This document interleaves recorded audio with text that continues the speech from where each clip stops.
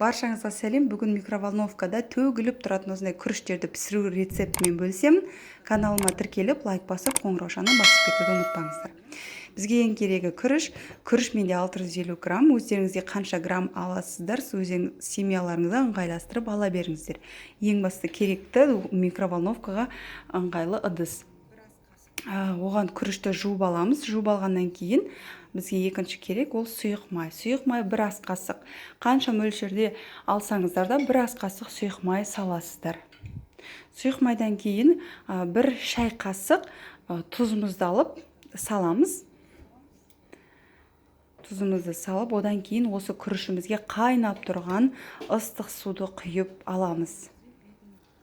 Суымыз күрішіміздің бетіне көлкілдеп шығып тұру керек. Яғни күріштеріміз судың ішіне батып тұру керек. Енді барлығын араластырып аламыз. Сұйық майымызды, тұзымызды, күрішімізді сумен жақсылап араластырып аламыз. Араластырып болғаннан кейін бетіне осылай менде шыны ыдыс бетін жауып, микроволновкамызға жоғарғы градусына қойып салатын боламыз. Менде самый максимальный деген градуста, сіздердің микроволновкалеріңізге қарай. Мен 15 минутқа қойдым.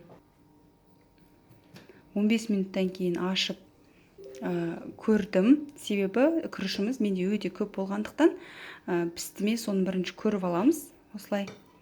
Егер де толықтай піспейтін болса, тағы да үстінен ыстық суды құйып, тағы да микроволновкаға жіберуге болады.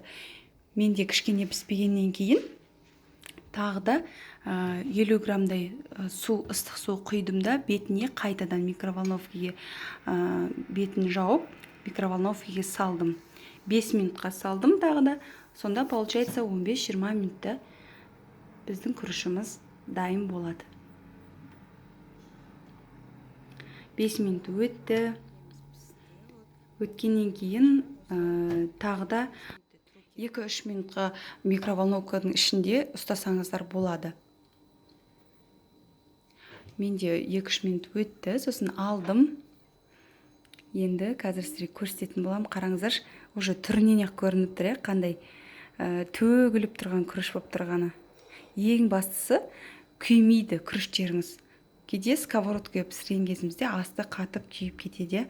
Бұл микроволновкада пісірген күймейді.